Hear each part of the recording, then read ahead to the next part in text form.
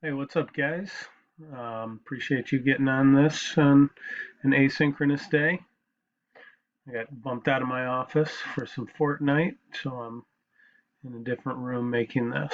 So we're going to look at online some simulation stuff for the lab. So for this, I've got the website here at the top. So right, just you'll go to that. This collision lab. So I'll kind of toggle back and forth between the two screens. Um, so that you can kind of see what's going on. So we're just going to play around in the intro one here.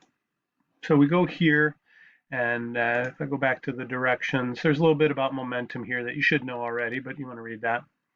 So we clicked on the intro option. We want to choose values on the right of this. So we're right here, so we can see momentum values um, beneath these.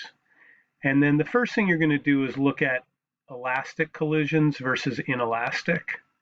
We've already talked about these, but we haven't used those terms. So you just got to kind of move this back and forth from inelastic here. Then when it's on inelastic, hit play. Elastic, hit play. Describe the difference. Should be pretty straightforward, hopefully pretty simple for you. So that's the first part, just so you get comfortable with those terms. Then second part is only elastic collision. So the whole time you're doing this, you want to make sure that this thing is set on elastic. And this is the formula we've seen in class for this. The first two, you're just going to look at what happens when a more massive moving object collides with a less massive object at rest. And you'll describe what happens. And so the way you can do that is in here, you can change the mass. And in order to have one at rest, what you've got to do is select more data. And then you can change, if like this one is at rest, I'm just going to set this to 0. And so now this one, and so we've got to have it as a more massive object is hitting the other one.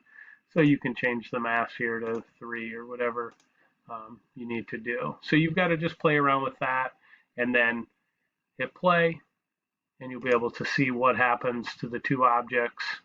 And then you do it for a less massive moving object. It's a more massive object at rest. So that should be okay. Then here you're going to do 4 collisions. So you're going to have to set values for mass and velocity before. So that's where you're going to have to use this. I would never really mess with the position.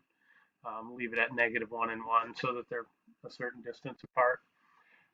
But what you've got to do on this part that kids in the past have struggled a little bit with is you've got to figure out the velocity of this ball so that you can put it into the simulation.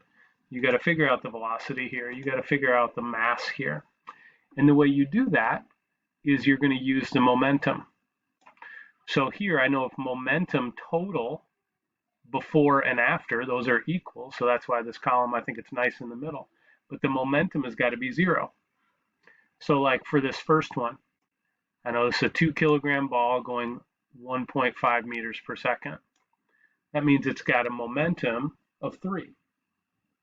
And so if the total momentum before is 0 and ball 1 has a momentum of 3, then ball 2 has to have a momentum of -3. So how would I get that? Well, momentum has got to equal -3 for this ball. So its velocity here has got to be -1.5 meters per second. So I'm just thinking through it that way. And so like in this one, momentum again is 0. So ball 2 has a momentum of -5. So you use that to solve for the velocity here.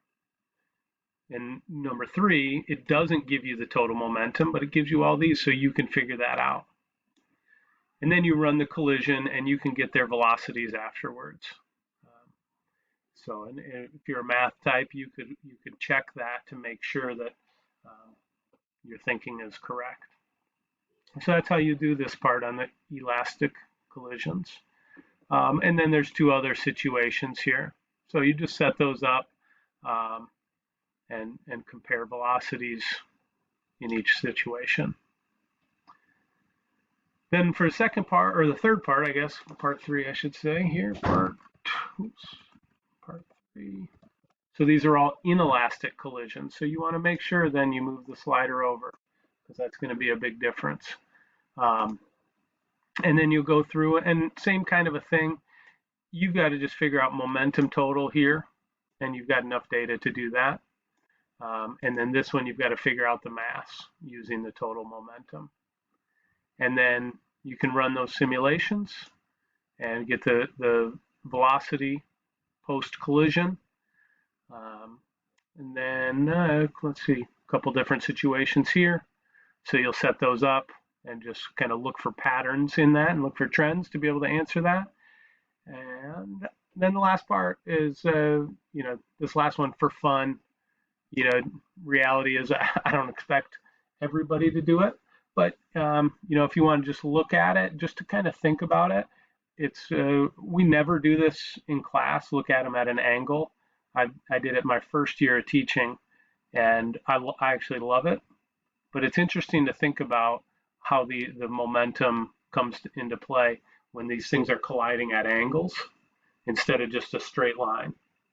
And I'd be curious to see if some of you are thinking about that and what you would think about in terms of determining the momentum.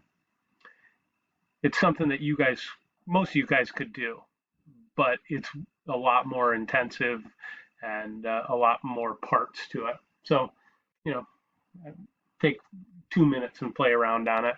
And you don't have to answer this one, but you could, or put some thoughts down. I'd be curious what some of those are.